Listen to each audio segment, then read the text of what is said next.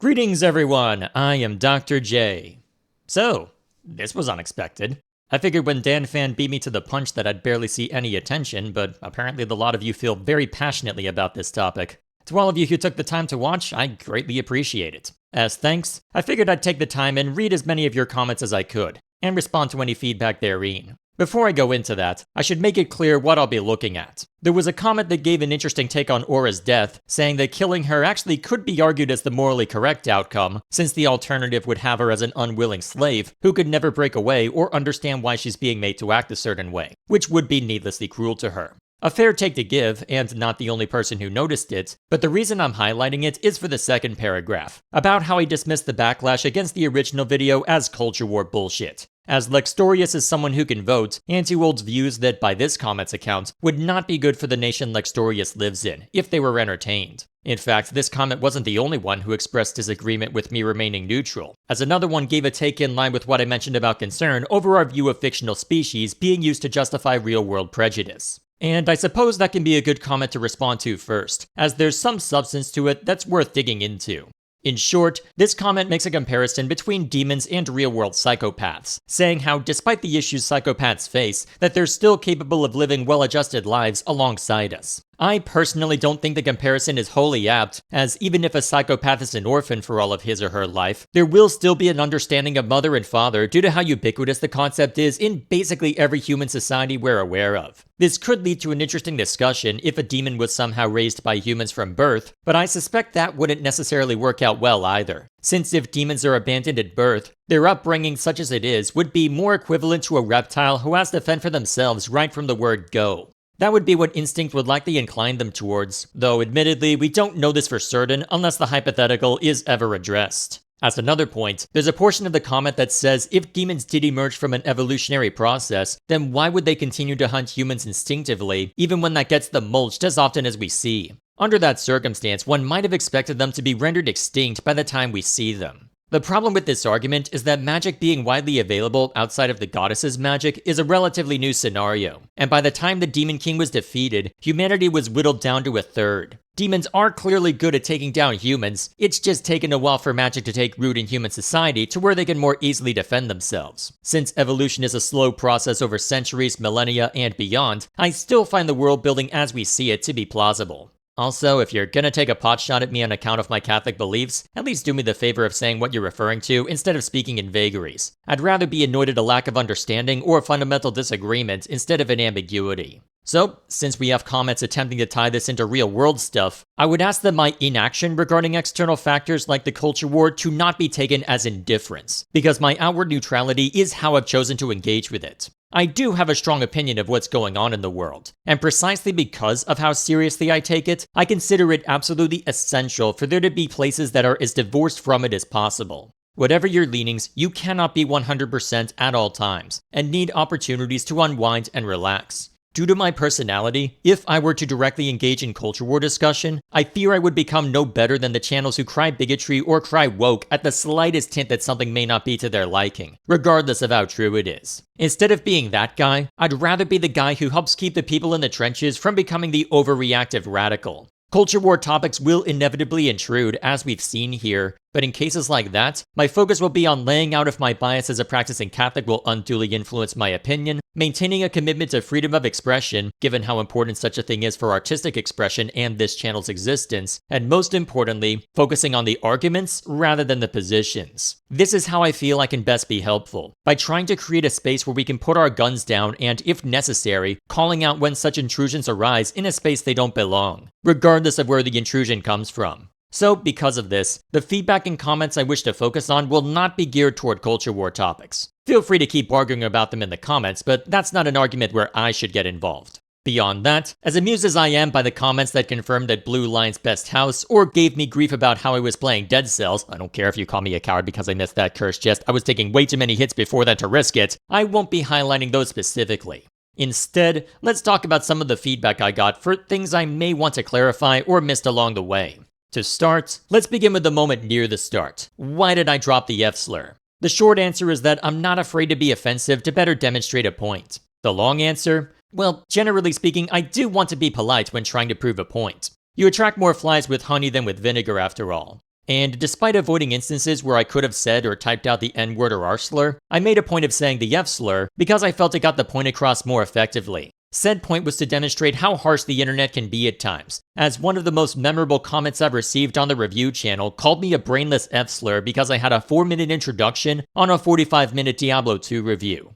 To add more context, it was primarily Diablo 1 footage in that introduction as well, which the comment also took umbrage at. Due to how out of pocket the insult appeared, I found it funny that something like an editing mistake, if we agree that it's a problem, on my first ever video review warranted such an insult to be thrown at me, to where I showcased it in a video like this over on the review channel, exclusively to make fun of it. This is what I was referring to by saying that it's much healthier to go, "This is terrible, I need to be mindful with how I engage," as opposed to going, "This is terrible, something should be done about it." The former has you take responsibility as an individual for how you respond, while the latter assumes someone else should take care of the problem. Nothing would be gained if I said that the guy who called me a brainless F slur should be banned, because if not him, someone else will crawl out of the woodwork and say something similar eventually. Or say something like that to my face in an environment where I don't have a ban button. And because I didn't want to sugarcoat how severe the internet can be at times, I felt that it was entirely justified to say the F slur directly. It's not just me saying, "I got mean comments that I don't dare repeat," it's me saying, "I own that this comment happened, and I don't care that it got thrown at me." In direct contrast to Lextorius going, "Oh, I got death threats because I made a totally innocuous comment that actually wasn't when we looked at it, and now you're getting this video because I hate that this happened." The point will land much better if you hear me say the word outright and get a visceral response from it, given how infrequently we hear the word on YouTube now, instead of if I had just tiptoed around it. It's a rare occurrence, and I don't see a need to repeat it in this video just to push people's buttons, but it is something I'm not afraid to do when the situation calls for it. Next up, let's ask another important question. Why didn't I just watch the whole video? If I'm going to watch the first 47 minutes, why wouldn't I just finish it out and watch the remaining few? I considered it, but honestly, after spending a day or two watching the video and taking notes, I was frankly done. For the sake of transparency, the way I wrote the response was to first write immediate thoughts out as I watched the video, and then make a couple of passes to ensure my arguments were consistent, that I didn't repeat myself too much, and to allow me to occasionally reference future talking points. So, when we hit the point where I'm rambling right before Lextorius said, quote, "or if a story with that logic is even good in the first place," end quote, that was a genuine sentiment I had in the moment. I wanted him to prove me wrong on all of my assumptions about him only being interested in finding flaws to take a crowbar to the work, and was prepared to either cut that line or amend it by saying, "Well, don't I look like an asshole? Either I need to take a break from the internet or you really need to work on your communication skills." And then he said that, and I was done.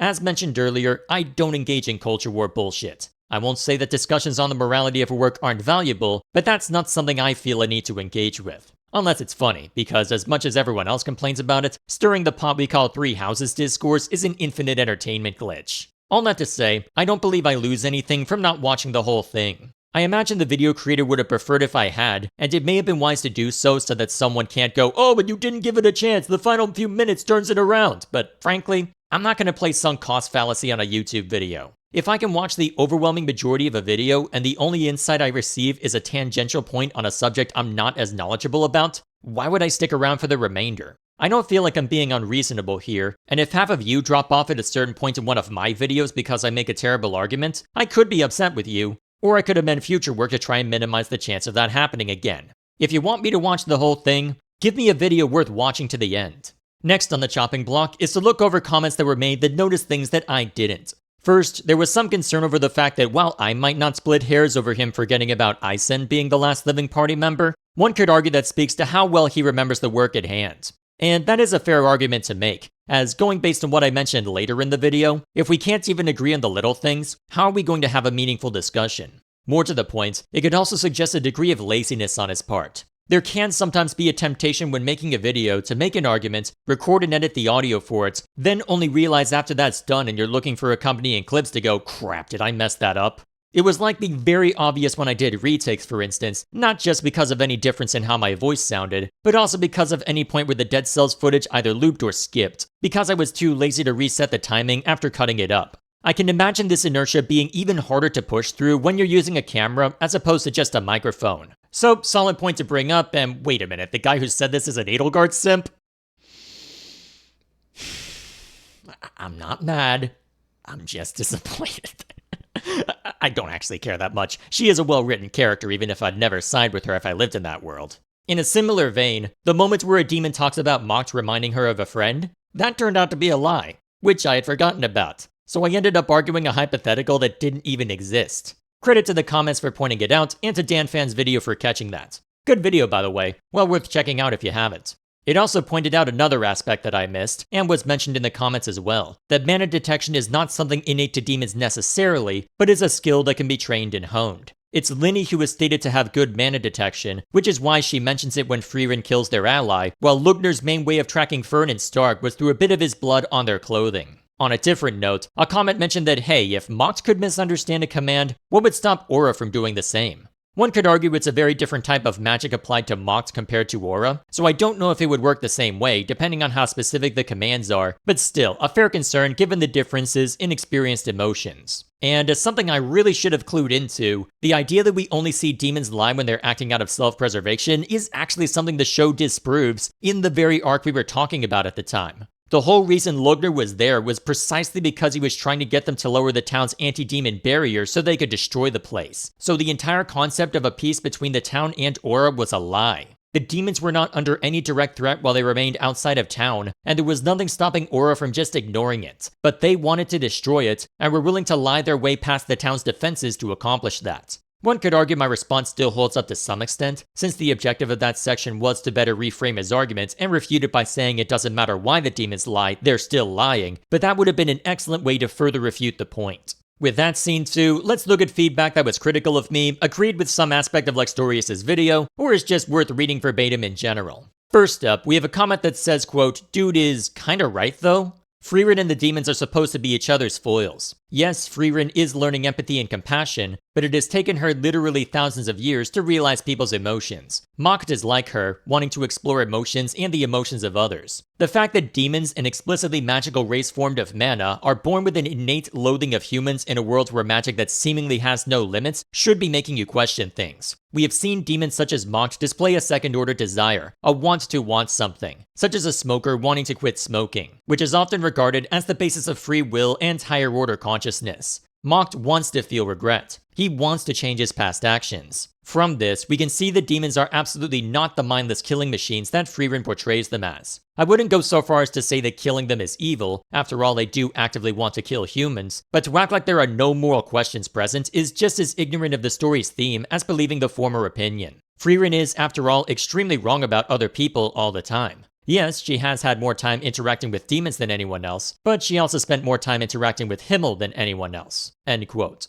So, lots to talk about there, and honestly something I feel could be dismissed by saying, "Did you even hear what I said?" Still, this is a 77-minute video, so I don't mind repeating myself here, since it's possible something could have slipped through the cracks. Anyway, I haven't argued that demons are mindless killing machines, but rather that their intelligence and what you pointed out puts them on a different level compared to a wolf or lion. There is a degree to which Frieren and the demons mirror each other, in that they don't wholly understand human minds, but the difference is, as stated in the video, that emotions like empathy and guilt are something Frieren can experience, which demons cannot. Finally, I demean the idea of this being a moral dilemma right down to the title, because every time coexistence has been attempted, it's come at a terrible price and ended in failure. Having seen that, it's only a moral dilemma if we ask how many are we willing to let die in order to achieve peaceful coexistence with even a single willing demon, when it's made very explicit that the attempts have ended in sorrow and therefore cannot be allowed to continue. Also, I know this is nitpicking, but do we actually know how old Frieren is? According to her against Aura, she's only about 1,000 years old, so literally thousands might be hyperbole, especially given how reclusive she was for a large period of time. I believe she's at least young by the standards of the other elves we meet at least, but I don't think we have a specific number.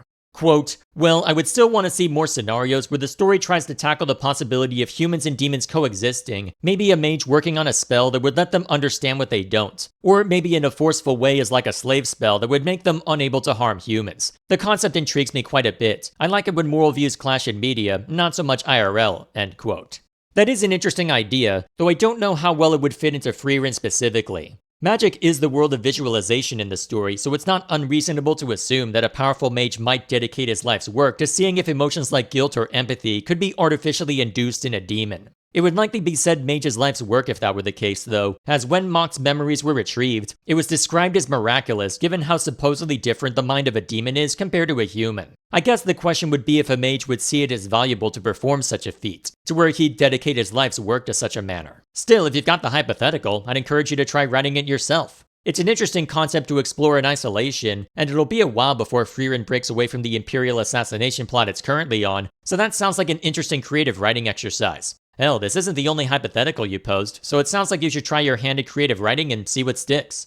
Quote, I just think this is a moral disagreement between you two. He believes that you having emotion, intelligence, and awareness, regardless of having empathy, makes you a person worthy of being empathized, while you do not. So his video is just him trying to show that the demons have emotion, being his main point. He did try to explain they have empathy, but it seemed more like things he was trying to fit into that case. End quote. Since this comment was conciliatory on the point regarding empathy, I'll simply clarify a different point in relation to this, especially since there was another comment about art being subjective, and therefore I can't necessarily claim his opinion is invalid. It wouldn't matter to me what Lextorius' opinion on the show was, so long as we could agree on what objectively happens. I mentioned 3 different kinds of critique during the meta discussion, and one could argue you could throw a 4th in there, namely what kind of emotional response a work evokes in us. Since this will be particular to each individual, I'll be okay with him not enjoying the show or even not liking this kind of story wholesale, if we can at least agree on what happens. But because he's seemingly tried contorting scenes into something they're not, intentionally or otherwise, it's a lot harder to accept this as a mere disagreement. Oh, and there's a bunch of arguing about this in the replies to this comment, but since they invoke Godwin's law for some reason, or attempt to paint everyone who likes Frieren as thinking genocide is inherently good, as if we think it's fine and dandy the Demon King basically ordered a genocide against elves, we're not going to take those comments seriously. Hell, there's probably a lot of arguing in the replies that I'm missing, so apologies if I skipped over any interesting take in all this. This video literally has the most comments I've ever received on a video ever, though that's likely more a testament to the topic, since there's not necessarily as much a need to comment on a game review unless I really screw up. Next up is a comment that is critical of the manga, but because of how rambly it is, I'll summarize it by saying that the El Dorado arc is badly written because it sets up a subversion of expectations, only to somehow contradict this immediately, and then goes in circles, saying how demons only exist to hurt humans while then giving them inner monologues and whatnot. Since no concrete examples of same have been provided, I'm not entirely sure what he's referring to, and if I and the rest of the Frieren fanbase are as idiotic as is claimed, this commenter should have assumed that we'd need to be spoon-fed these concrete examples. The next one is quoting me saying, it's curious to see that I've preempted this discussion a little bit, before he says, quote, and the top comment literally glazing you on that. All you said is curious, so you have plausible deniability, but to me, your whole video just reeks of arrogance. You didn't preempt anything. His video is literally about demons not having emotions. The wait for it, like yeah, he didn't choose the word however instead of but. What an amazing read. I don't disagree with your points at all, especially after I skipped past the first 16 minutes of your pseudo-intellectual roasting of this poor man. But the snobby way in which you poke and prod at every single word this man says is disgusting, unnecessary, illogical. But it might get more views though, especially if you do it well enough. Even focusing on that alone, the execution could be better. Without the jokes in between something like Leafy is here, you just see the naked arrogance, especially against this dude who's not even that roastable compared to whatever new freak Leafy would find. But yeah, if you're gonna be making fun of someone in a video essay between points, either make it funny or just quit it entirely. I guarantee if you cut straight to the facts and arguments, this video would be 30 minutes long, if not less. End quote. So that's a scathing critique. Ow. Let's work our way down. First off, if I was coming across as arrogant, that was not my intention. My former roommate has told me that the way I speak to people can seem very judgmental, and I've been told by my livestream chat when I'm roasting a game that I should just lean back and enjoy it rather than cynically tear into it. So I don't wish to dismiss the assessment out of hand, but I'm not sure what it is you'd like me to do different, as I would sooner characterize my attitude as confident rather than arrogant. Though that is a self-assessment, so take your bets on how objective I can be about myself. Anyway, the part that I felt I preempted wasn't the emotion part of the argument, but instead the demon's moral framework, as based on the video up to that point, his focus seemed to be more trying to prove that demons can experience empathy, whereas I had been more concerned about the conflicting moral frameworks. Yes, that is the topic of the video, the moral dilemma that supposedly broke Frieren, but it had seemed that the focus of his video would be almost exclusively on the emotional aspect up to that point. So when he started talking about the moral framework, I could say, oh, I've already mentioned my take on this. Cool, what's yours? When it comes to things like the wait for it comment, yes, there is a degree of playing that up for entertainment value. I could try and give a reason that hey, he was taking a while to get to the main point of contention, and I was getting annoyed with him for repeating himself, but yes, that is mainly there to be cheeky. I found it funny and still smirked at it after checking back over the video, and let's be honest, have you seen the rest of my channel? I wasn't expecting this to get as much attention as it did. This isn't a I'm doing this for views bit, this is a I find this funny bit. Still, humor is subjective, and I'm well aware that my sense of humor is an odd one, so no sense going back and forth on that too much. Anyway, me quote, poking and prying at every single word this man says, end quote, is an earnest attempt to better understand him and to figure out where we're on the same page and where we're not. It may be annoying to others if I'm the guy arguing semantics, but again, the words we use are important, so I have no personal issue being bullheaded on that count. As for the Leafy comparison, I don't understand where that's coming from, as I made zero comments on Lextorius' physical appearance and didn't spend half the runtime running the word literally into the ground. I admittedly have watched very little Leafy, so if the comparison is apt in some other way, then fair enough, but from my limited understanding, this doesn't seem like an apt comparison. And finally, I'm not sure I could have condensed what I have to say down to 30 minutes. Sure, I've mentioned one video that did, but my focus was much different than hers. Even if I cut the theatrics, I don't think I could have got it shorter than 50, and not without cutting into some of what I wanted to discuss. So yeah, some stuff to ponder in there as far as tone of voice, but I'm not sure how much of it is useful in practice. Next up, we have a shorter comment that says, quote, morality in shows does matter. If there was theoretically a show that actively promoted terrorism/murder/rape at every turn, that would be terrible even if the writing was internally consistent, end quote. At the risk of sounding dismissive, we've had games like Grand Theft Auto and Postal and Hatred and somehow haven't descended into savagery on account of those. Moral concerns about media will inevitably arise, but in keeping with what I said at the start of the video, I don't believe it's my place to start or continue that conversation. Even if there's something in media that I believe is morally abhorrent, I'd like to believe that people would have the wherewithal to recognize it and be disgusted by it, even if the story at hand was well written. A naive sentiment perhaps, but one can hope, right?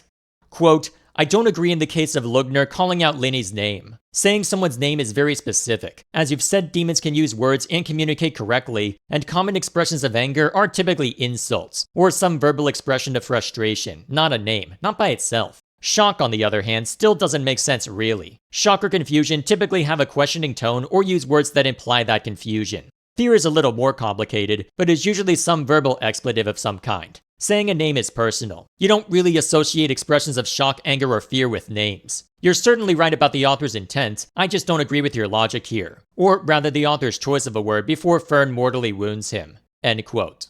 Well, I paraphrased the quote a bit, but you get the point. And this is a fair criticism of what I said, as outside of a parent scolding their child, I can't think of too many cases where someone would say a name if they were experiencing any of those three emotions. A word or phrase like what or damn it would have probably worked better and gotten the point across better. Perhaps for my own argument, it would have been better to say frustration instead, especially given the context of the prior moment, as that would be more centered on Linny's failure to kill Stark. Though, admittedly, you could argue that it might make sense for him to insult Linny if that were the case, instead of just saying her name. So, fair enough, I'll eat crow on this one.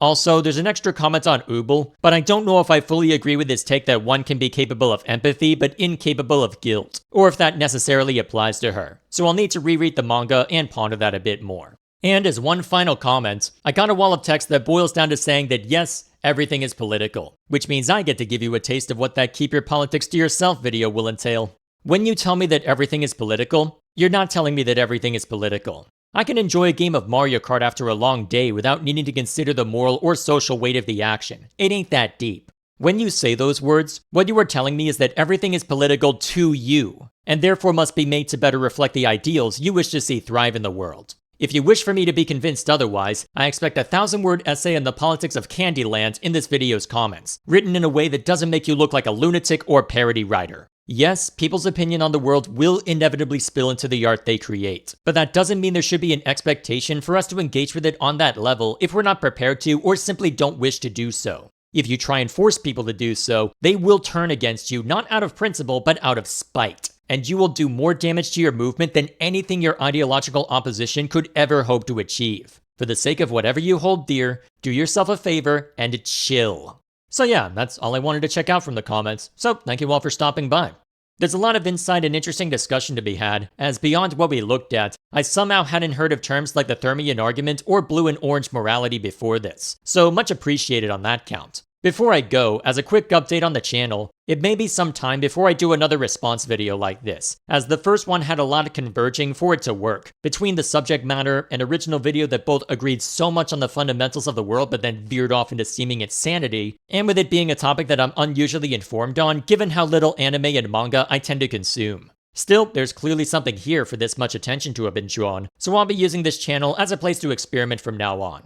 Any video essays I wish to make, including the Keep Your Politics to Yourself one, will now be published here instead of over on the review channel, to keep that channel focused purely on media reviews, and I'll keep an eye out for any interesting topics to make response videos on in future. I have 2 vague ideas already, one of which I'd like to see to before the next video essay, though I'll naturally need to view the videos in question before committing to same. In the meantime, I'll probably try out some other formats as well. Given there was a long man bad comment thrown at me for this one, it might be interesting to see how possible it is to critique multi-hour media reviews on YouTube through the same lens as any other media review. Apart from that, I have prior commitments for Let's Plays and live streams that I need to wrap up. The former I'll need to think on as far as what priority it should have, if any, given that old school Let's Plays haven't been relevant for years now, and I don't have the time to spruce them up with fancy editing, or the resources to hire someone for that kind of work. Though, I don't intend to leave the one I'm currently working on unfinished, even if it'll take me all of next year to finish at the glacial pace I'm working on it. The latter is something I started since I'm playing games for the review channel anyway, so those will continue to be a consistent staple here, even after I'm done with Xenoblade.